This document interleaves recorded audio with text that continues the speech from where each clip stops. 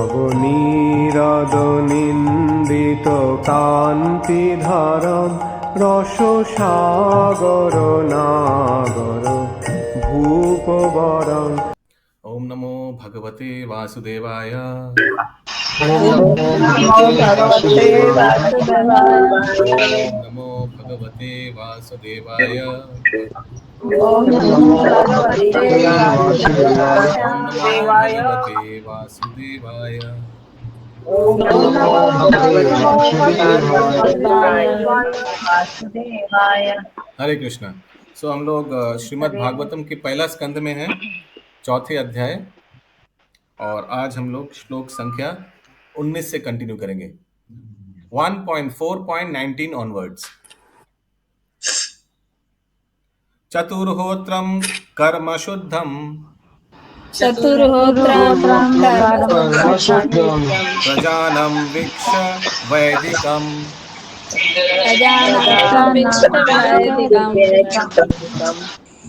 व्यदाहात् यज्ञसन्तत्यै वेदाम् एकं चतुर्विधम्। यस, सुनीता जायसवाल माता जी। सुनीता जायसवाल माता जी नहीं है क्या?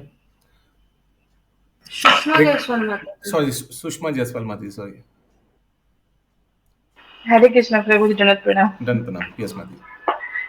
उन्होंने देखा कि वेदों में वर्णित यज्ञ वे साधन हैं जिनसे मनुष्यों की वृत्तियों को शुद्ध बनाया जा सकता है। अतः इस विधि को सरल बनाने हेतु उन्होंने एक ही वेद के 4 भाग कर दिए, जिससे वे मनुष्यों के बीच फैल सके। ओके, सो जस्ट थोड़ा रिकैप करना चाहिए।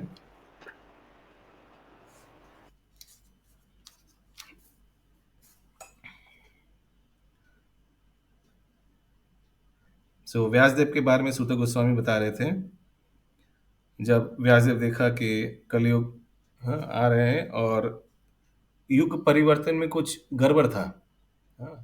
त्रेता युग से द्वापर युग परिवर्तन के समय देयर वाज सम एनोमलीज लिखा है।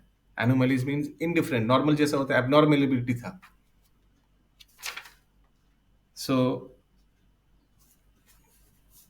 व्यासदेव जो त्रिकालदर्शी हैं, आगे से उनको मालूम है फ्यूचर में क्या होने वाला है, तो उनको समझ में आ गया कि आने वाले पीढ़ी फेथलेस रहेगा। फेथलेस यानी नास्तिक, श्रद्धाविहीन। Thus he contemplated for the welfare of the men of all status. तो उनके कल्याण के लिए सोचने लगा वेद व्यास जी। और फिर से एक बार तात्पर्य अनुवाद पढ़िए माता जी, 19 नंबर। उन्होंने देखा कि वेदों में वर्णित यज्ञ वे साधन हैं जिनसे मनुष्यों की वृत्तियों को शुद्ध बनाया जा सकता है। अतः इस विधि को सरल बनाने हेतु उन्होंने एक ही वेद के 4 भाग कर दिए, जिससे वे मनुष्यों के बीच फैल सके। तात्पर्य, पहले यजुर्वेद नामक एक ही वेद था और उसी में यज्ञ के 4 विभागों का विशेष उल्लेख था, लेकिन उन्हें अधिक सरल बनाने के उद्देश्य से वेद को यज्ञ के 4 भागों में बांट दिया गया, जिससे चारों आश्रमों का वृत्ति पारक धर्म शुद्ध हो सके। ऋग, यजुर, साम तथा अर्थव, इन चारों वेदों के अलावा पुराण, महाभारत, संहिताएं आदि 5वां वेद कहलाती हैं। हरे कृष्णा। अथर्ववेद और संहिता, सो ये बाकी जो 4 है, सॉरी 3, पुराण, महाभारत, संहिता एक्सेट्रा, ये सबको पंचम वेद। Yes, continue. शील व्यास देव तथा उनके अनेक शिष्य इतिहास प्रसिद्ध महान व्यक्ति थे और वे सब इस कलयुग के पतित आत्माओं के प्रति अत्यंत दयालु थे। फलस्वरूप संबंधित ऐतिहासिक तथ्यों से पुराण तथा महाभारत तैयार किए गए, जिनमें चारों वेदों की शिक्षाओं को समझाया गया है। पुराणों तथा महाभारत को वेदों का अभिन्न अंग मानने में कोई भी शंका। यस, हाँ जी, इसमें जैसे लिखा फलस्वरूप संबंध ऐतिहासिक तथ्यों से पुराण तथा महाभारत तैयार किए गए, मतलब इसका फलस्वरूप as such historical facts which explain the teachings of four Vedas. So वेद में सब शिक्षाएं दिया हुआ है। हाँ, लेकिन शिक्षाएं उतना लोगों को इंटरेस्टिंग नहीं कर, जैसे Bhagavad Gita is full of tattva, लेकिन Shrimad Bhagavatam Chaitanya Charitamrita full of stories, लीला है भगवान और भगवान के भक्तों का। तो उसीलिए लोगों को, आने वाले पीढ़ी के लोगों को इंटरेस्टिंग लगने के लिए तो ये पंचम वेद यानी पुराण, महाभारत, पुराण में स्टोरीज भरा हुआ है, महाभारत बहुत स्टोरीज से भरा हुआ है। ये सब उन्होंने रचा जनसाधारण को आकर्षित करने के लिए, स्टोरीज के माध्यम से उनको भगवान के पास ले जाने के लिए। ओके, सो ये है हिस्टोरिकल फैक्ट्स। इंग्लिश में लिखा है हिस्टोरिकल फैक्ट्स, और हिंदी में क्या लिखा है शशि माता जी? हिस्टोरिकल फैक्ट्स, महाभारत पुराण, वो शब्द क्या लिखा है?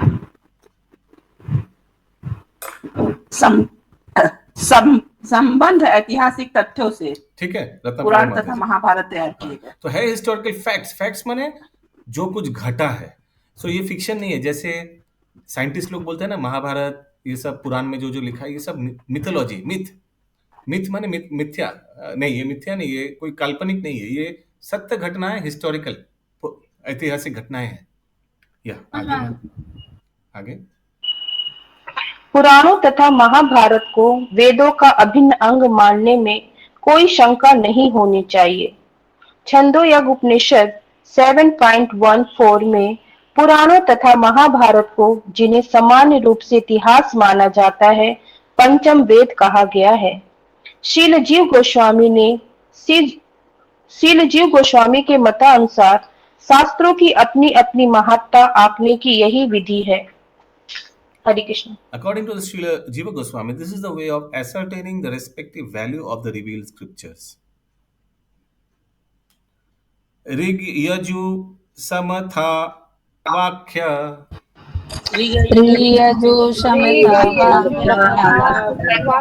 वेदश्चत्वार उद्धृतः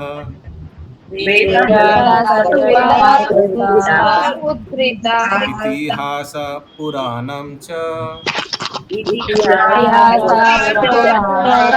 पंचमो वेद उच्यते।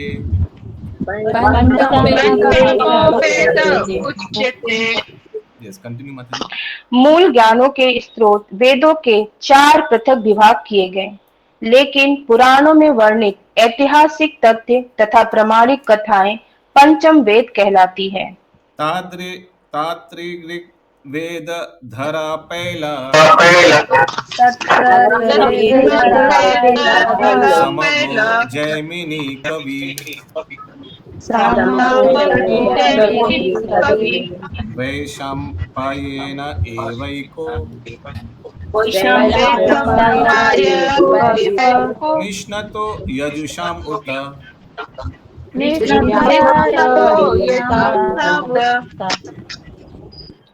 वेदों के 4 खंडों में विभाजित हो जाने के पश्चात पैल ऋषि ऋग्वेद के आचार्य बने और जैमिनी सामवेद के, यजुर्वेद के एकमात्र वैशंपायन यशस्वी हुए। तात्पर्य, विभिन्न वेदों को उनके बहुविध विकास के लिए विद्वान व्यक्तियों को सौंप दिया गया। हरे कृष्ण। अथर्व गीरसम असेत मंतुर दारुनो मुनि इतिहास पुराणानाम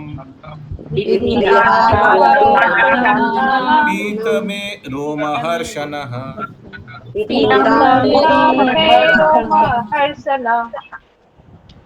अत्यंत समर्पित भाव से सेवा करने वाले सुमंतु मुनि अंगिरा को अर्थवेद सौंपा गया और अथर्ववेद सौंपा गया, और मेरे पिता रोमहर्षण को पुराण तथा इतिहास सौंपे गए।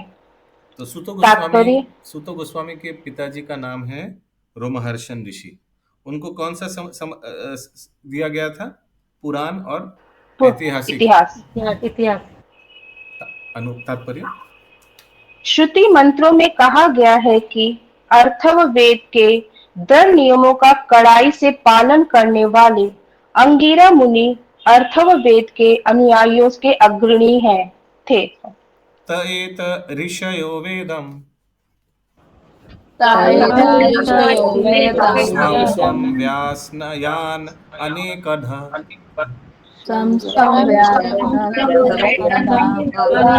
शिष्ये प्रशिष्यस्तच्छिष्ये शिष्य प्रशिष्य तत्शिष्य वेदस्ते सखिनो अभवान्। वेदस्ते सखिना अभवान्।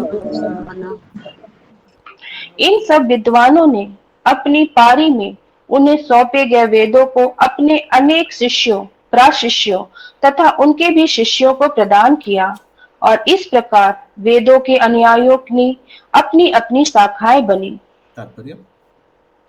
तात्पर्य ज्ञान के मूल स्रोत वेद हैं। संसारी या दिव्य ज्ञान की कोई ऐसी शाखा नहीं है जो वेदों के मूल भाष्य से संबंधित न हो।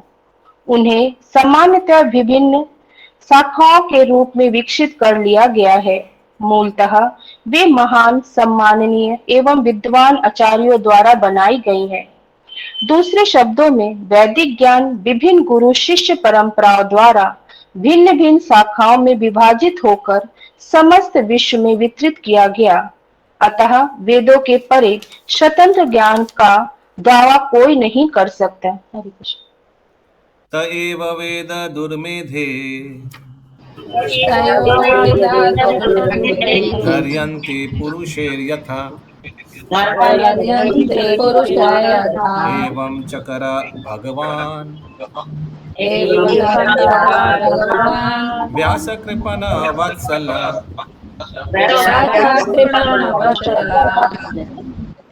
इस प्रकार अज्ञानी जन समूह पर अत्यंत कृपालु ऋषि शील व्यास देव ने वेदों का संकलन किया, जिससे अल्प बुद्धि वाले मनुष्य भी उनको आत्मसात कर सके। वेद एक है, यहाँ पर अनेक शाखाओं में इसके विभाजन के कारणों की व्याख्या की गई है। समस्त ज्ञान का बीज वेद ऐसा विषय नहीं है जिसे कोई सामान्य व्यक्ति आसानी से समझ सके। ऐसा प्रतिबंध है कि जो सुपात्र ब्राह्मण नहीं है उसे वेद सीखने का प्रयास नहीं करना चाहिए। इस प्रकार प्रतिबंध की कई प्रकार से अनुचित व्याख्या की गई है।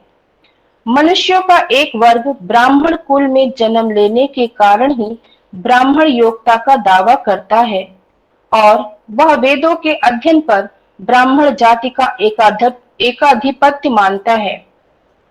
मनुष्यों का दूसरा वर्ग इसे उन जाति वालों का अन्याय बताता है जो ब्राह्मण कुल में जन्म नहीं ले पाते, लेकिन ये दोनों ही दिग्भ्रमित हैं। वेदों का विषय ऐसा है जिसकी व्याख्या ब्रह्मा के समक्ष। ये लोगों का दूसरा वर्ग उन जाति वालों पर अन्याय बताता है।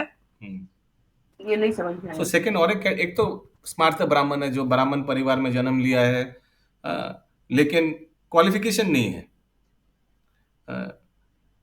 और उन लोग बोलते हैं कि वेद सिर्फ हम लोग ही पढ़ पाएंगे, हम लोग ही पढ़ेंगे क्योंकि हमने त्रिवेदी द्विवेदी परिवार में जन्म लिया, ये देखो मेरा जन्म। लेकिन और दूसरे वाले क्या है, वो अफसोस करता है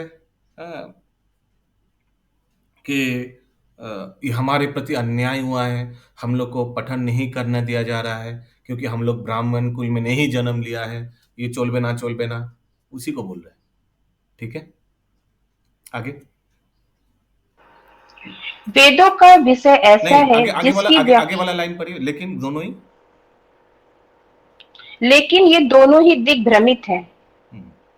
वेदों का विषय ऐसा है जिसकी व्याख्या ब्रह्मा के समक्ष भी श्री भगवान को करनी पड़ी थी। अतएव विलक्षण सतोगुणी व्यक्ति ही इस विषय को समझ सकते हैं। रजोगुणी तथा तमोगुणी मनुष्य वेद के विषय को नहीं समझ पाते। वैदिक ज्ञान का परम उद्देश्य भगवान श्री कृष्ण है। जो मनुष्य रजो तथा तमोगुणी हैं, वे श्री भगवान को बहुत कम समझ पाते हैं। सतयुग में प्रत्येक व्यक्ति सतोगुणी होता था। धीरे धीरे त्रेता तथा द्वापर युगों में सतोगुण का हास्य होता गया और जनता भ्रष्ट होती गई। आधुनिक युग में सतोगुण प्रायः शून्य है। अतएव जनता के हित के लिए परम दयालु, प्रभावशाली शील ऋषि शील व्यास देव ने वेदों को अनेक प्रकार से विभक्त कर दिया, जिससे वे रजोगुण तथा तमोगुण वाले अल्पज्ञों द्वारा भी समझे जा सके। इसकी व्याख्या अगले श्लोक में की गई है। हरे कृष्ण। स्त्री शूद्र द्विज बंधूनाम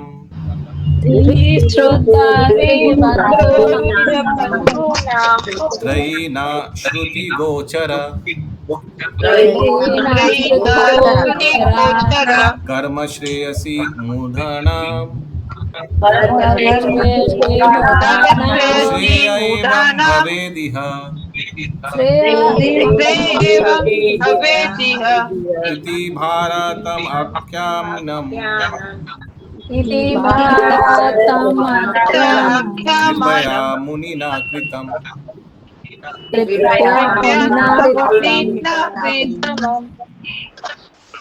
महर्षि ने अनुकंपावश हित कर समझा कि यह मनुष्यों को जीवन का परम लक्ष्य प्राप्त करने में सहायक होगा।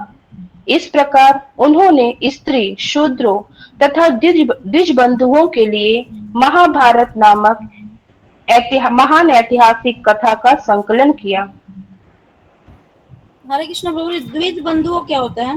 ये स्मार्त ब्राह्मण, द्विज बंधु ब्राह्मण दो बार जन्म लेता है, एक बार माता के गर्भ से और जब उनका पोइते होता है, उपनयन संस्कार होता है, उनका दूसरा जन्म होता है, इसलिए द्विज बोला जाता है ब्राह्मण को।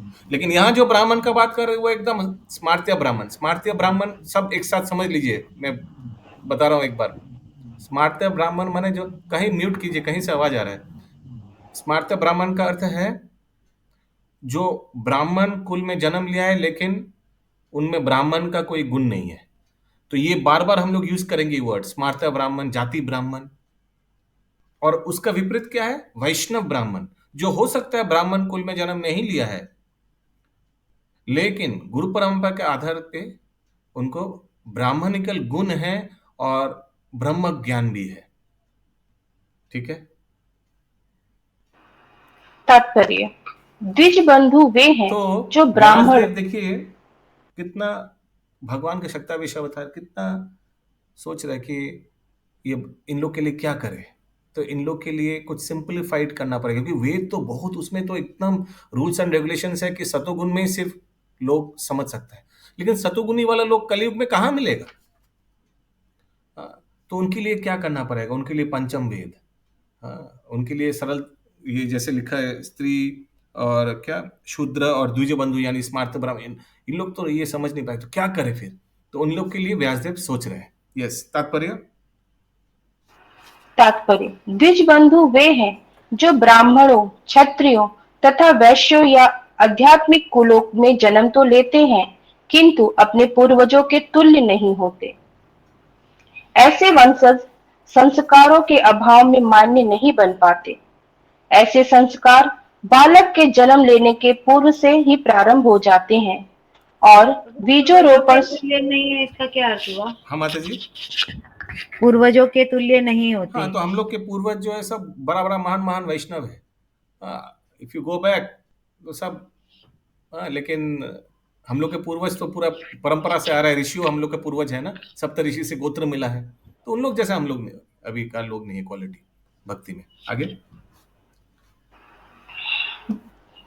ऐसे संस्कार बालक के जन्म लेने के पूर्व से ही प्रारंभ हो जाते हैं और बीजोरोपण शुद्धिकरण प्रक्रिया को गर्भाधान संस्कार कहते हैं।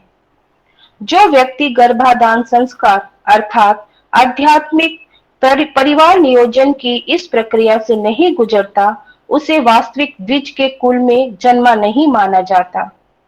गर्भाधान संस्कार के पश्चात अन्य कई संस्कार होते हैं जिनमें उपनयन संस्कार एक है।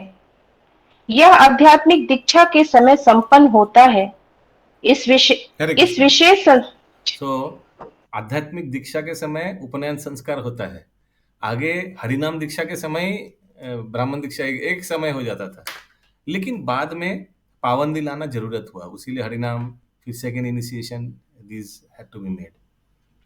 बट तो इनिशियली पहले दोनों एक साथ हो जाता था, हरिनाम और ब्राह्मण नहीं, दीक्षा। इस्कॉन का बात मत इधर नहीं बोला जा रहा है, ऐसे में विधि अनुसार जब हरिनाम दिया तभी उसी समय उसको ब्राह्मण एकदम डायरेक्ट। लेकिन हम लोग देखते हैं इस्कॉन में ये to make it more strict, step 1 then step 2। Yes, तो कंटिन्यू। गुरु महाराज का तो हुआ था प्रभु। श्रील प्रभुपाद जी का भी तो हुआ था एक्सेप्शन। इस विशेष संस्कार के पश्चात ही कोई द्विज कहलाता है। एक जन्म गर्भाधान संस्कार के समान गिना जाता है और दूसरा आध्यात्मिक दीक्षा के समय जो इन महत्वपूर्ण संस्कारों से गुजरता है उसे प्रामाणिक द्विज कहा जा सकता है। हाँ, तो द्विज का ऑपोजिट क्या है? प्रामाणिक द्विज। प्रामाणिक द्विज का 2 बार जन्म होता है उसका भी। पहले बार कब? जब गर्भाधान संस्कार होने के बाद जब माता के गर्भ से निकला, और सेकंड जब उनका दीक्षा और उपनयन एक साथ हुआ। किसी का कोई प्रश्न है? आगे पढ़िए। यहाँ पे लिखा है जो आध्यात्मिक परिवार नियोजन की इस प्रक्रिया से नहीं गुजरता उसे द्विज कुल में जन्मा नहीं माना जाता। तो आध्यात्मिक परिवार नियोजन क्या हो? One who has not undergone such गर्भाधान संस्कार। हाँ, स्पिरिचुअल फैमिली प्लानिंग। हाँ, तो गर्भाधान संस्कार करता है स्पिरिचुअल फैमिली प्लानिंग के लिए, यानी उसमें बहुत नियम है कि बच्चा कोई साधारण बच्चा नहीं, कोई पवित्र भक्त आत्मा उस पत्नी के गर्भ में रोपण करना है। तो बहुत जप किया जाता है, और इस्कॉन में तो ये विधि 64 माला जप करने के बाद फिर पति पत्नी मिलन होता है, सो दैट कोई साधारण व्यक्ति नहीं आ जाए, कोई असुर नहीं आ जाए, कोई शुद्ध भक्त या कोई शुद्ध भक्त नहीं, आई मीन कोई सीनियर भक्त आत्मा पत्नी के घर में आए। ओके, इसको बोलता है स्पिरिचुअल फैमिली प्लानिंग, और हिंदी में आपने क्या बोला? आध्यात्मिक परिवार नियोजन। ओके, क्लियर है? यस। प्रभु, लेकिन अभी हम लोग का तो कोई का भी यहाँ पे गर्भाधान संस्कार नहीं हुआ, हम लोग का तो यहाँ पे नहीं हुआ किसी का। तो इसको क्या बोलेंगे फिर? प्रभुपाद के जैसे यहाँ पे लिखा है कि गर्भाधान संस्कार की प्रक्रिया से नहीं गुजरता उसे द्विज कुल में जन्मा नहीं माना जाता। उसीलिए तो हम लोग का ये एक ही उत्तर है हम लोग के लिए, प्रभुपाद की कृपा और कुछ नहीं। प्रभुपाद को विदेश में भी भक्त लोग पूछा ना, प्रभुपाद हम लोग अभी जप कर रहे हैं, हम लोग अभी प्रसाद खा रहे हैं, फॉरेनर लोग पूछा प्रभुपाद से, हम लोग कभी पूर्व जन्म में बहुत सुकृति रहा होगा ना? तो प्रभुपाद ने क्या उत्तर दिया था? कुछ नहीं, कुछ सुकृति नहीं है तुम लोग का, कुछ नहीं, एकदम जीरो। फिर कैसे हो गया? मेरे कृपा से हुआ।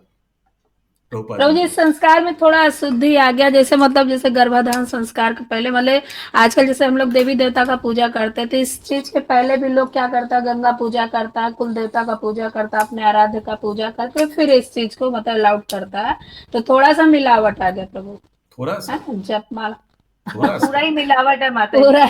हाँ, मैंने ज्ञान का कमी हुआ। ज्ञान का कमी नहीं, हरिनाम तो है ही नहीं कहीं पे। हाँ, दाल में देवी देवता, दाल में जैसे देवी देवता का पूजा पूरा काला। हाँ, पूरा ही काला है। हाँ, तो कुछ काला मैं संस्कार, हाँ संस्कार होता है थोड़ा देवी देवता पे थ्रू होता है। Yes, continue. यदि माता तथा पिता आध्यात्मिक परिवार नियोजन अर्थात गर्भाधान संस्कार का पालन किए बिना मात्र वासनावश संतान उत्पन्न करते हैं तो ये संतानें द्विज बंधु कहलाती हैं।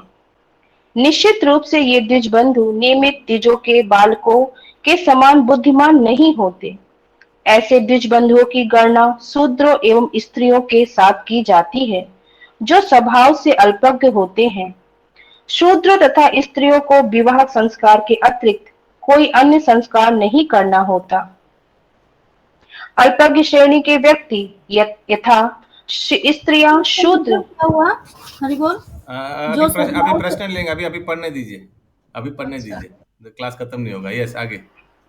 अल्पज्ञ श्रेणी के व्यक्ति यथा स्त्रियां, शूद्र तथा उच्च वर्णों के अयोग्य पुत्र आवश्यकता योग्यताओं से विहीन होते हैं, जिससे वे दिव्य वेदों के उद्देश्य को नहीं समझ पाते। ऐसे मनुष्यों के लिए महाभारत लिखा गया। महाभारत का उद्देश्य वेदों के उद्देश्य की पूर्ति है। अतः इस महाभारत में वेद का सार श्रीमद् भगवद गीता सन्निविष्ट है। अल्पज्ञ मनुष्य दर्शन की अपेक्षा कथाओं में अधिक रुचि दिखलाते हैं। अतएव वेदों का दर्शन महाभारत में श्रीमद् भगवद गीता के रूप में सम्मिलित किया गया है, जो भगवान श्री कृष्ण द्वारा बोला गया। शील व्यास देव तथा भगवान श्री कृष्ण दोनों ही दिव्य पद पर हैं। अतएव उन्होंने इस युग के पतित आत्माओं के कल्याण के लिए सहयोग किया। श्रीमद् भगवद गीता समस्त वैदिक ज्ञान का सार है। यह आध्यात्मिक मूल्यों का वैसा ही प्रथम ग्रंथ है जिस प्रकार उपनिषदें हैं। वेदांत दर्शन तो अध्यात्म के स्नातकों के अध्ययन कराने का विषय है। केवल स्नातकोत्तर आध्यात्मिक छात्र की अध्यात्म या भगवत भक्ति में प्रवेश पा सकते हैं। यह एक महान विज्ञान है और इसके परमाचार्य श्री चैतन्य महाप्रभु के रूप में स्वयं श्री भगवान हैं। उनके द्वारा शक्ति प्रदत्त मनुष्य ही दिव्य भगवत भक्ति में अन्य व्यक्तियों को दीक्षित कर सकते हैं। हरे कृष्ण। हरे कृष्ण। सो भागवत गीता पूरा वेदों का सार है, उसमें एवरीथिंग इज देयर। लेकिन भागवत गीता महाभारत का भी एक अंश है ना महामंत्री माता जी? महाभारत का अंश है। तो पंचम वेद जो व्यास देव जी ने दिया, उससे हम लोग का सबसे बड़ा कल्याण होगा। पहला 4 वेद से उतना कल्याण नहीं होगा, क्योंकि उसके लिए हम लोग को सतोगुण में रहना पड़ेगा। लेकिन हम लोग के जैसे पतित जीव के लिए पंचम वेद बहुत जरूरी था। तो देखिए, भगवान कृष्ण का साहित्य अवतार व्यासदेव, उन्होंने ये पंचम वेद का रचना किया हम लोग के पतित जीवों के उद्धार करने के लिए। ये भागवत भी प्रभु जी पंचम वेद हुआ ना? ऑब्वियसली सबका सार है, लेकिन है तो महाभारत का ही हिस्सा। उस हिसाब से पंचम वेद ही तो है प्रभु जी। ये भागवतम नहीं, भागवत, अच्छा भागवतम बता रहे हैं आप? यस, भागवतम तो कमेंट्री है। पंचम वेद इसको नहीं कहा जाएगा। No, not at all. It is a commentary on the Vedanta. ये भागवत महापुराण जो कहा जाता है, भागवतम महापुराण, ऐसा नहीं। But Bhagavatam Mahapurana, but it is commentary तो है। ये इट्स अ कमेंट्री, वेद वैसा का कमेंट्री है।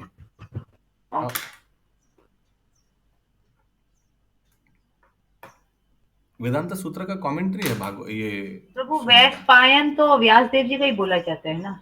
द्वैपायन क्या? वैशपायन कहाँ लिखा है? जो यजुर्वेद के कारण वैशंपायन यजुर्वेद के रचयिता। कौन सा श्लोक में है? 21 में। अरे अभी क्यों बोल रहे हैं आप? पूछ रहे हैं। अभी फिर वापस जाना पड़ेगा। अभी जो हम एक सेकंड, हम इसमें और किसी का कोई प्रश्न है? The Vedanta philosophy is the subject matter for study by spiritual graduates. Only the postgraduate spiritual student can enter into the spiritual and devotional service of the Lord. Bhagavad Gita is the essence of all Vedic knowledge. It is the first book of spiritual values. तो भगवत गीता एकदम starting का first book of spiritual values, as the Upanishads are. क्योंकि गीतोपनिषद बोला गया है, तो उपनिषदों का सार है भागवत गीता। वो सबसे स्टार्टिंग में भागवत गीता से होना चाहिए। भगवान की कृपा से वैसे हम लोग का भी हुआ है। एक्चुअली हम लोग का स्टार्टिंग में वो श्रद्धावान कृष्ण साधक कृष्ण सेवक से हुआ था, हालांकि तो ये भी तो उसी का अंश था ना। हाँ, सब उसमें तो सब कुछ था, टुकड़ा टुकड़ा सब कुछ था। गीता का ही तो थोड़ा थोड़ा था। The Vedanta philosophy is the subject matter for study by the spiritual graduates. Okay. Now, only the postgraduate student can enter into the spiritual and devotional service of the Lord. It is a great science, and the great professor is the Lord Himself. So, कौन सा graduate और कौन सा post graduate? हाँ बोलिए पिंकी माता जी। ये केवल स्नातकोत्तर आध्यात्मिक छात्र ही अध्यात्म या भगवत गीता में भगवत भक्ति में प्रवेश कर पाते हैं। हाँ, सो कॉलेज क्लास 12, फिर ग्रेजुएट भागवत गीता, फिर पोस्ट ग्रेजुएट भागवतम, और फिर पीएचडी चैतन्य चरितामृतम। समझ में आया? वही लिखा गया है। ये शशि माता जी। प्रभु जी यहाँ पे एक लाइन लिखा हुआ चल रहा है। हाँ, शुद्ध हम लोग का तो दोनों एक साथ चल रहा है।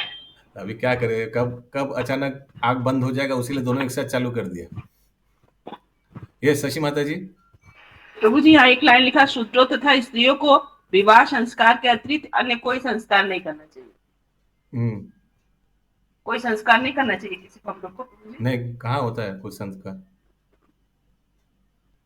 ओके, प्रभु होता है तो अन्न ये सब संस्कार में तो आते हैं शास्त्र ना, में ये तो सब तो। मना किया गया, लिखा नहीं है इसमें। ये गर्भाधान संस्कार हुआ, उपनयन संस्कार हुआ। गर्भाधान संस्कार तो माता पिता के लिए, ओके। जो बच्चा जन्म नहीं लिया उसका भी गर्भाधान संस्कार कर देंगे।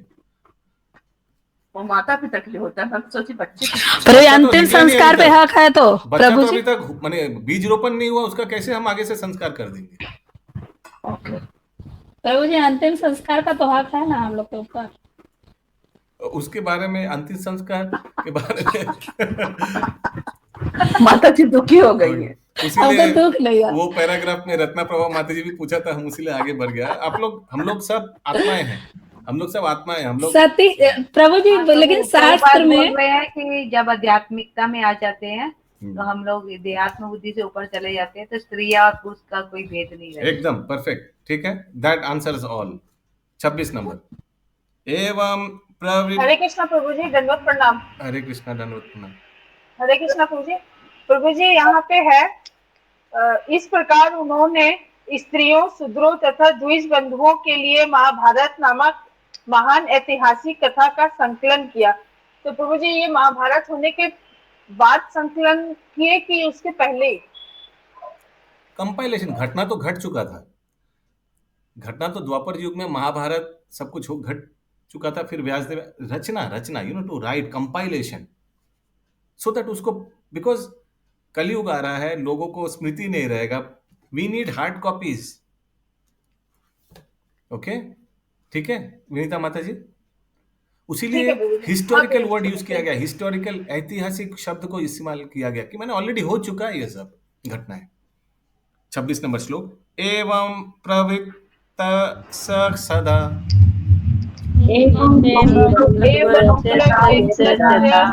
भूतानां श्रेयसी द्विजः सर्वात्मकेनपि यदा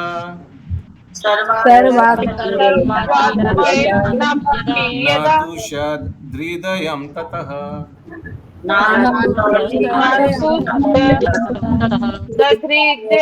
ततः। हे द्विज ब्राह्मणों, यद्यपि वे समस्त प्रजा के समग्र कल्याण कार्य में लगे रहे, तो फिर उनका मन संतुष्ट नहीं हुआ। ओके, किनका बारे में बोल रहे हैं सुत गोस्वामी? वेद व्यास के बारे में। इतना कुछ किया लेकिन ही वॉज नॉट सेटिस्फाइड। क्यों बोल रहे हैं शुभंकरी माता जी? इसलिए बोल रहे हैं कि उनको सेटिस्फाइड कराने के लिए नारद मुनि आएंगे, और नारद मुनि बोलेंगे अरे तुम तो सब कुछ किया लेकिन इसमें भगवान कृष्ण कहाँ है? तो फिर थोड़ा री एडिशन होगा। उसीलिए इस चैप्टर का नाम क्या है? क्या है? हाँ, तो नारद मुनि का पूरा बैकग्राउंड बताएंगे, कैसे आया नारद मुनि, कैसे नारद मुनि हुआ नारद मुनि। यस, सब तात्पर्य। श्रील व्यासदेव अपने आप से संतुष्ट नहीं थे, यद्यपि उन्होंने जन सामान्य के चतुर्दिक कल्याण के लिए वैदिक साहित्य तैयार किया था। ऐसी आशा थी कि वे ऐसे कार्यों से संतुष्ट होंगे, लेकिन अंततः वे संतुष्ट नहीं हुए। प्रभुपाद ने लिखा है ना आगे तात्पर्य में कि वेद का सार क्या है, वेद का उद्देश्य क्या है? भगवान श्री कृष्ण को जानना, और वही मिसिंग था। उसीलिए Vyasadeva were not satisfied. 27 number श्लोक। नाति प्रसीद। प्रभु जी हरे कृष्णा। यस सुषमा प्रभु जी, चतुर्दिक कल्याण क्या होगा? क्या कल्याण? चतुर्दिक कल्याण, ऑल अराउंड, चतुर्दिक, सारा संसार का कल्याण। हरे कृष्ण प्रभु। यस, ये महाभारत और भगवत गीता का जो इन्होंने शील व्यासदेव ने किया था क्या? किया था माने क्या? रचना। कंपाइलेशन, यस, अच्छा, कंपाइलेशन। वो घटना तो ऑलरेडी घट चुका था, उसका कंपाइलेशन दरकार था, कलयुग आ रहा था। ओके, 27 प्रभु, नंबर। लेकिन रोमहर्षण के पिता तो सुध गोस्वामी है ना? हाँ, तो लिखा कि पंचम वेद, वो उन्होंने लिखा कि मेरे पिता रोमहर्षण हाँ, को तो पुराण इतिहास हर एक सौंपेगा। वेद का एक हिस्टोरिकल एक फिगर, एक आचार्य को दिया गया है हर एक वेद के लिए। अथर्वा का था, ऋग साम सबका था, तो वैसे पंचम वेद का भी लिए रोमहर्षण को दिया गया था, हिस्टोरिकल तो फिगर। फिर व्यासदेव को क्या बोला जा रहा है? व्यासदेव कंपाइलेशन, जैसे हर एक संप्रदाय का एक आचार्य है। ओके, वैसे हर एक वेद के लिए एक आचार्य दिया गया था, चुना गया था, उनके परंपरा से वो बोलेंगे, वो वेद का रचना उनके परंपरा से आएंगे। सोचिए फॉर एग्जांपल, इसमें दिया हुआ है ना, कोई ऋग्वेद का किसी को दिया गया था आचार्य, उनके वो परंपरा। सब दिया हुआ प्रभु, लेकिन यहाँ पे इसे दिया हुआ पंचम है वेद के कि लिए रोमहर्षण को दिया गया था। मेरे पिता रोमहर्षण को पुराण और इतिहास सौंपे गए। हाँ, तो रोमहर्षण के पिता तो सुध गोस्वामी थे। रोमहर्षण के पिता नहीं, सूत गोस्वामी के पिता रोमहर्षण थे। उल्टा बोल दिया। हाँ, सुध गोस्वामी के। यस, ओके, यस, पढ़िए माता जी। प्रभु श्लोका नहीं हुआ अभी। ओ सॉरी, कितना नंबर? 27। नाति प्रसीदत् धृदयः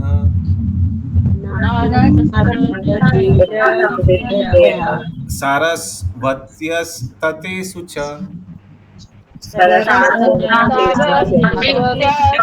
वितर्कयन् विविक्तस्थ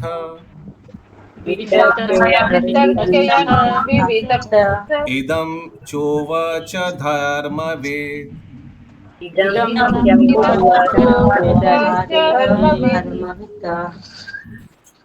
इस प्रकार मन में असंतुष्ट होने के कारण ऋषि ने तुरंत विचार करना प्रारंभ कर दिया, क्योंकि वे धर्म के सार के ज्ञाता थे, और उन्होंने मन ही मन में कहा।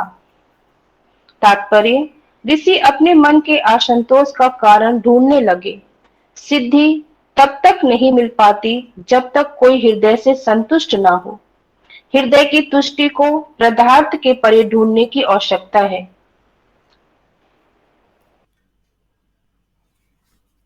The satisfaction of the heart has to be searched out beyond matter.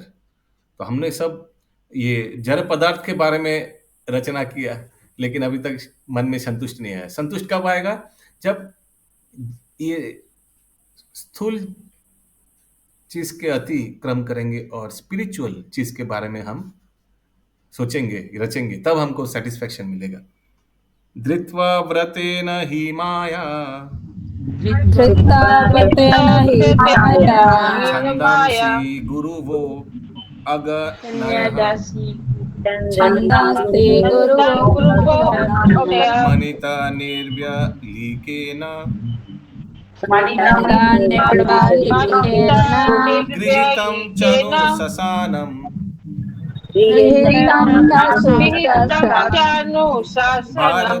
भारताव्यापदेशेन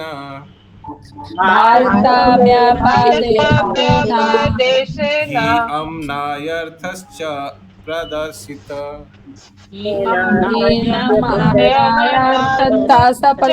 दृश्यते यत्र धर्मादि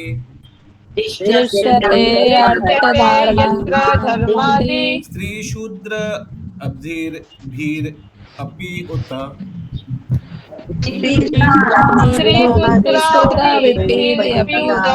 यस माता जी। हरे कृष्ण प्रभु, हरे कृष्ण प्रभु। यस করবে মাতা জি।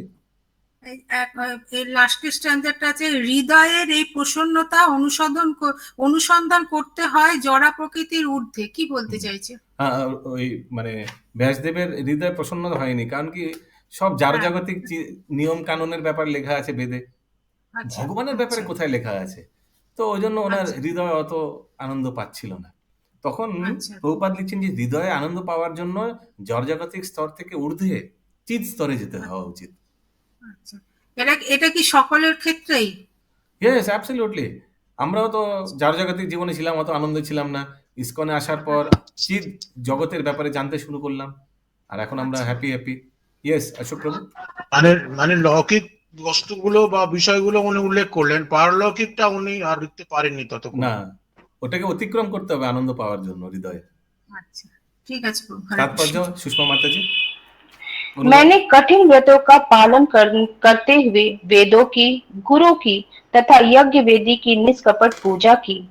मैंने अनुशासन का भी पालन किया और महाभारत की व्याख्या के माध्यम से शिष्य परंपरा को अभिव्यक्ति दी, जिससे स्त्रियां, शूद्र तथा अन्य द्विज बंधु मनुष्य भी धर्म के मार्ग का अवलोकन कर सके। तात्पर्य: कठोर अनुशासित व्रत तथा गुरु शिष्य परंपरा का पालन किए बिना कोई भी वेदों के अर्थ को नहीं समझ सकता। अभिलाषी व्यक्ति को चाहिए कि वेदों, गुरु तथा यज्ञिक अग्नि की पूजा करे। वैदिक ज्ञान की इन समस्त बारीकियों को क्रमबद्ध रूप में महाभारत में प्रस्तुत किया गया है, ताकि स्त्री वर्ग, श्रमिक वर्ग तथा ब्राह्मण, क्षत्रिय या वैश्य कुलों के अयोग्य व्यक्ति उन्हें समझ सके। इस युग में मूल वेदों की अपेक्षा महाभारत अधिक आवश्यक है। हरे कृष्ण। सो फिलोसफी से ज्यादा इम्पोर्टेंट है प्रैक्टिकल स्टोरीज। थियरी से ज्यादा प्रैक्टिकल लोग पसंद करता है इस स्कूल में, इस युग में। Okay, there should be stories, interesting stories, so that people can correlate, और देन उससे उनका शुद्धिकरण ज्यादा होगा। ओके, आप लोग ये स्त्रियों से उतना मन खराब मत समझिए। आप लोग सब रेगुलर भक्त हैं, बहुत दिन से आप लोग भक्ति योग से जुड़े हुए हैं। आप लोग 4 नियम 16 माला जप कर रहे हैं, आप लोग नियमित एकादशी व्रत कर रहे हैं, आप लोग बहुत ही श्रेष्ठ भक्त लोग हैं। सो इससे आप लोग प्लीज मन दुखी मत कीजिए। ये भौतिक जागतिक संसार के लिए बोला गया है, आप लोग इससे बहुत परे। प्रभु आप हम लोगों को कॉम्प्लीमेंट्री दे रहे हैं। जो सत्य है वही बता रहा हूँ, ये कोई कंसोलेशन प्राइज नहीं है। जो सत्य है। यस, आप लोग सुबह शाम भगवान के बारे में जानने में इंटरेस्टेड है, उसीलिए डेली 2-3 घंटा दे रहे हैं। कोई छोटा बात नहीं है ये बात। 24 घंटे से तो ऐसी महिलाओं को विदोषी महिला बोला गया, मतलब कि क्या बोले, मतलब अलग बोला गया, इसका जरा अलग रखा गया, जो ज्ञान शास्त्र करती हैं। बहुत भौतिक इंद्र तृप्ति में जो लोग लिप्त हैं, उनके लिए ये सब बोला जा रहा है। आप लोग उसीलिए डोंट वरी अबाउट, आप लोग ऐसे नहीं है। जैसे प्रभु कुंती महारानी है, इन सबको कितना ज्ञान था। यस, वे लोग शुद्ध की कैटेगरी में नहीं है। नहीं। गार्गी थे। ओके, सो अभी 4:22 हो रहा है, तो एक बार ड्रामा कर ले, फिर हम लोग बहुत करेंगे। हरे कृष्ण प्रभु जी, ये सब कलयुग का बात हो रहा है। ये सब माने कौन सब? यही सब जो है, इस युग में मूल वेदों की अपेक्षा महाभारत अधिक आवश्यक है। हाँ, तो यस बताया गया ना, इस युग में सतोगुणी स्तर है ही नहीं किसी का। हाँ, उसको हजम नहीं कर पाएगा। यस, सो हम लोग ड्रामा कर लेते हैं, उसके बाद हम लोग काहुत क्विज करेंगे। तब तक आप लोग सब भूल जाएंगे काहुत में। प्रभु मेरा ये एक चीज क्लियर नहीं हुआ प्रभु, एक चीज व्यासदेव का बर्थडे कब था प्रभु? व्यासदेव का बर्थडे यस, सुमना गौरंगी माता जी। प्रभु ये नहीं कि उसी से पता चलेगा कि इस युग की बात है ना पहले की बात। जो रोमहर्षण। हाँ, बोलिए सुमना गौरंगी माता जी। रोमहर्षण प्रभु, जैसे कि जो रोमहर्षण बोले कि मेरे पिता रोमहर्षण को पुराण और इतिहास सौंपे गए। हाँ, तो व्यासदेव जी का मेरे को समझ में नहीं आया प्रभु, इसमें गोस्वामी बोल रहे हैं। तो ये सूतो गोस्वामी वाचा है माता जी। ये हरे कृष्ण माता जी, वो सुखदेव गोस्वामी थे। वो सब चीज ठीक है, वो सब ठीक है प्रभु। वो जैसे 4 वेद है, 4 ऋषि को सौंपे गए, और रोमहर्षण को पुराण और इतिहास सौंपे गए, ठीक है। और तो व्यासदेव जी का कहाँ रोल है इसमें? वेद व्यास जी का? वेद व्यास जी का कोई रोल नहीं है। वेद व्यास जी सब शास्त्र का रचना किया। ये एक शास्त्र का, सॉरी, एक वेदों का उन्होंने लिखा बस। हाँ, उन्होंने लिखा। हाँ, हाँ, तो बस यही पूछ रहे थे, यही पूछ रहे, यही मेरे को क्लियर नहीं होगा। ओके, हरे कृष्णा प्रभु जी। यस प्रभु जी, यहाँ जो द्विज द्विज वर्ड आ रहा है उसको थोड़ा क्लियर कर दीजिए ना। हे गोविंदा, द्विज, अच्छा म्यूट, द्विज यानी ट्वाइस बॉन्ड, जो अभी एक भौतिक एंगल है इसका, एक स्पिरिचुअल एंगल है। पहले भौतिक एंगल लेता है। ट्वाइस बॉन्ड माने भौतिक एंगल में जो स्मार्त ब्राह्मण है, कर्मकांडी ब्राह्मण है, एक बार माता के गर्भ से जब जन्म लिया द्विवेदी त्रिवेदी बैनर्जी चैटर्जी परिवार में, और आप लोग को अच्छा से मालूम है बैनर्जी चैटर्जी लोग कैसे गो हत्या कर रहा है और कैसे वैदिक संस्कृति का कोई पालन ही नहीं कर रहा है, उल्टा उल्लंघन कर रहा है, समाज में हो रहा है ना, देख रहे हैं ना आप लोग सब अच्छा से, कलकत्ता में, बंगाल में। हाँ, सो ये है पहला जन्म। और दूसरे जन्म कब हुआ? जब इन लोग का बाद में उपनयन संस्कार किया गया। ये पुरुषों का जब थोड़ा 10-12 साल होता है, 9 বছরে পৈতে করে, 9-11 এরকম कुछ আছে। हाँ, हम लोग ये 9 साल में है, ये कुछ आप लोग को मालूम होगा। अशोक 9 साल में, हाँ, तो पैते हो जाए। तो इसमें क्या है बड़ी बात? पैते में उस दिन एक माने उस समय कोई अनुष्ठान में वेज खाता है, उसके बाद सारा जीवन अंडा चिकन मटन खाते रहता है। तो इन लोग जस्ट फॉर्मेलिटी, नॉनसेंस एकदम। वो कुछ तात्पर्य में भी हम लोग पढ़ा था ना, जब असुर था दूसरे युगों में, उन लोग कलयुग में ब्राह्मण परिवार में जन्म लिया, याद है? पढ़ा था हम तो लोग। ये तो संस्कार नहीं रह गया है अभी, पर औपचारिकता रह गई है। एब्सोल्युटली। सो ये है भौतिक वाला द्विज और अभी आध्यात्मिक वाला द्विज। जो आध्यात्मिक वाला द्विज यानी वैष्णव परिवार में माता पिता वैष्णव है, बच्चे का जन्म के आगे जब उन लोग को लगा कि माता पिता को कि नहीं, हम लोग वी वांट अ चाइल्ड, एक भक्त चाहिए, तो उन लोग ने जप वप किया, 4 नियम का पालन कर भी रहा था और अधिकतर जप किया, इतना जप किया कि उन लोग का चेतना भक्ति स्तर पे आया। फिर उन लोग का मिलन हुआ और शारीरिक मिलन हुआ, और उसके बाद जो बीज रोपण किया गया वो कोई साधारण व्यक्ति आएगा नहीं, एक भक्त जो वहां से ब्रह्मचर्य की शुरुआत होती है। एक भक्त जो अपने भक्ति यात्रा में एक मनुष्य योनि से दूसरा मनुष्य योनि ट्रेवल कर रहा था, और हो सकता है 30% हो गया, 40% हो गया, वो भक्त का आत्मा इस माते के गर्भ में रोपण किया गया। और जब जन्म लिया, पहला उनका जन्म हुआ, और जब दूसरी बार उनका बड़ा होकर जब इस्कॉन में प्रामाणिक गुरु परंपरा के माध्यम से उनका दीक्षा हुआ, उपनयन संस्कार हुआ, तब उनका दूसरी बार जन्म हुआ। वो भी द्विज है, लेकिन वैष्णव द्विज। यहाँ कुछ दूसरा वर्ड दिया गया था, आज कुछ दूसरा बोला गया था, याद है किसी को? द्विज बंधु, प्रामाणिक बोला गया था। प्रामाणिक द्विज, प्रामाणिक द्विज। हाँ, ठीक है विनीता माता जी, यस। और किसी को कोई प्रश्न? हरे कृष्णा प्रभु, हरे कृष्णा प्रभु। यस, निर्गुणा। आज वो वल्लभाचार्य संप्रदाय के जो संस्थापक आचार्य वल्लभाचार्य जी, उनका भी जन्म तिथि होता है आज। अच्छा, तो पंकज प्रभु मेरे को बोले थे कि क्लास में बता दीजिएगा, तो मैंने बता दिया। ये तो क्लास अटेंड नहीं कर पा रहे ना, आज बाहर गए हुए। ओके, वल्लभाचार्य की जय, श्रीपाद वल्लभाचार्य की जय। पुष्टि मार्ग जो है, तो वल्लभाचार्य वही आचार्य है जिन्होंने, जो गोपाल जी जो गिरिराज के ऊपर, गोवर्धन पर्वत के ऊपर गोपाल जी का निवास करते थे, जो गोपाल जी माधवेंद्रपुरी सेवा करते थे, जिनके लिए माधवेंद्रपुरी पुरी आए थे, कर्पूर और क्या चंदन था वो, मलय पर्वत का चंदन, मलय चंदन और कर्पूर लाने के। ओके, तो वही गोपाल जी जो गिरिराज जी का ऊपर थे, तो बाद में वल्लभाचार्य ने उसी गोपाल जी को राजस्थान में उदयपुर में नाथ द्वारा में स्थापन किया, और वल्लभाचार्य जी को रुद्र संप्रदाय का भी कभी कभी आचार्य बोला जाता है। हालांकि रुद्र संप्रदाय का आचार्य कौन है? निम्बार्काचार्य। शंकराचार्य नहीं, शंकराचार्य जो नहीं, ठीक बोला हूँ, निम्बार्काचार्य या दूसरा वाला क्या है? विष्णु स्वामी। निम्बार्काचार्य कुमार संप्रदाय का। विष्णु स्वामी श्री संप्रदाय का है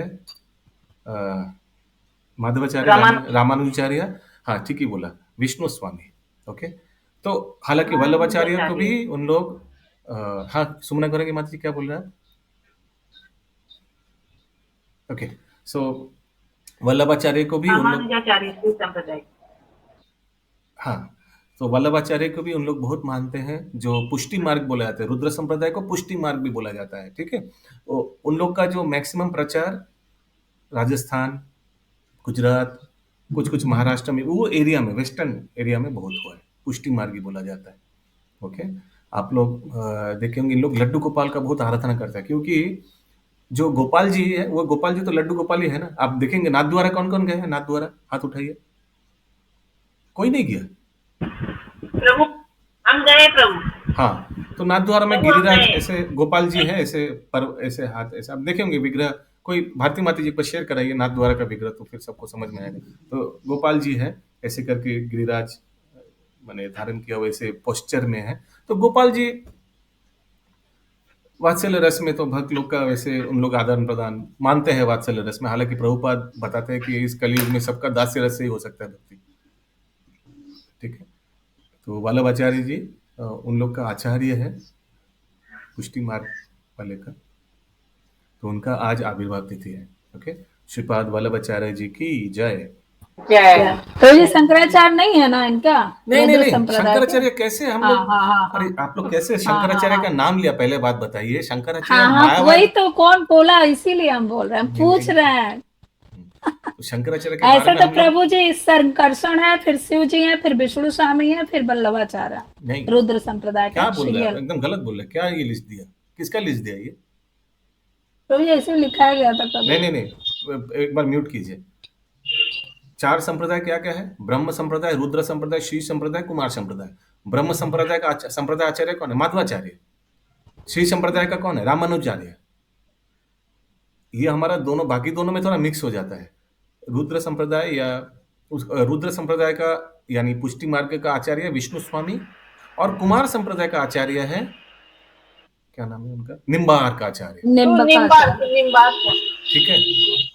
तो क्या आपने लिखा? आई डोंट नो, बट ये है। नहीं प्रभु जी आप एक बार क्लास में मैं लिखी हुई हूँ। अच्छा। जैसे ब्रह्म संप्रदाय का विष्णु हुए, ब्रह्मा हुए, नारद हुए, तो फिर आपका रुद्र संप्रदाय का था शंकर्षण, शिवजी, विष्णु स्वामी, वल्लभाचार्य, और कुमार संप्रदाय के थे विष्णु, चतुष कुमार, निम्बकाचार्य, और श्री संप्रदाय के नारायण, लक्ष्मी, यमुनाचार्य, रामानुजाचार्य। आपके वहां पे लिखे थे, वही कहा। हरे कृष्णा। अच्छा, ये इतना कुछ बोल दिया आपने, इसको सब मैंने सब नहीं क्लास में ही लिखे हुए प्रभु जी डायरी में। ओके, ठीक है, लेकिन आई डोंट नो, एनीवेज मैंने जो बोला आप उसको एनालिसिस करना पड़ेगा क्या। हाँ, वो तो बहुत कुछ बोल दिया एक्चुअली, तो सब देखना पड़ेगा। ओके, और किसी का कोई प्रश्न है? आज ड्रामा रहने देते हैं, अभी टाइम हो गया है, काहुत क्विज हम लोग शुरू करते हैं। यस पूनम माता जी। प्रभु मेरे को एक सेंटेंस समझ में नहीं आया। यस टेल मी, विच श्लोका? थोड़ा मेक इट क्विक प्लीज, बोलिए कौन सा श्लोका? कुछ समझ नहीं आ रहा, नेटवर्क इज नॉट गुड। कौन सा श्लोक बोला माता जी ने? 25। हाँ 25 में बोलिए माता जी, कोথায় कौन जाएगा? आई डोंट, हम सुनने नहीं पा रहे। आप लोग सुन पा रहे हैं क्या माता जी को? नहीं प्रभु, नहीं प्रभु। ओके, और किसी का कोई प्रश्न है?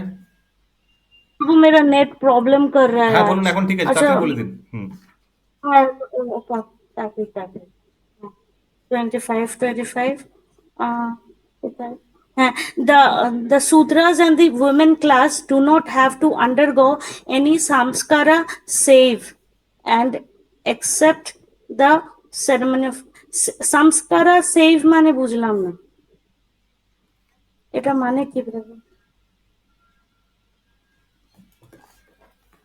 Actually, save word does not make any sense, it seems. এটা লাইন যে দিন আমাকে other than some save, if you just ignore the word save, otherwise everything is fine. ঠিক না? বাকিটা সব ঠিক আছে তো না? সেভটা যদি সরিয়ে দিই? হ্যাঁ, মানে কোনো সংস্কার they need not have to undergo, right? Yeah. And accept the ceremony of the marriage. अच्छा ठीक है। विवाह संस्कार के अलावा, ठीक है, क्लियर ना? So just ignore that word save. अच्छा अच्छा ठीक है प्रभु। ओके, माता जी ने काहुत, अंकित प्रभु ने काहुत पिन दे दिया, सो हम लोग जल्दी जल्दी लॉगिन हो जाएंगे। प्रभु